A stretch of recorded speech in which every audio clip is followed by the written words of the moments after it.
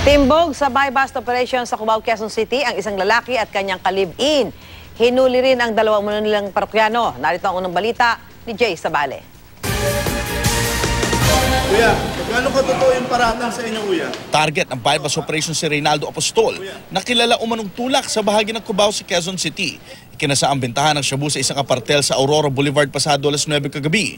Hindi alam ni Apostol, huling pagbebenta na niya dahil mga pulis pala ang kanyang katransaksyon. Ganun ang ginagawa nila na dahil mainit ka sa labas at mas madali silang matukoy do sa labas sa kanilang mga tahanan. So ginawa nila ngayon na pumapasok naman sila sa mga hotel, nag-check-in sila para hindi masyadong halata at palipat-lipat sila.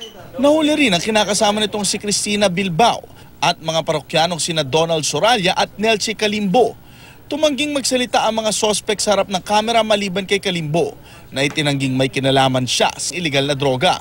8 sachet ng iniinalang shabu ang nakuha sa mga sospek. Nakasalukuyang nakakulong sa QCPD Station 10 at naharap sa reklamong paglabag sa Comprehensive Dangerous Drugs Act of 2002. Ito ang unang balita sa Quezon City.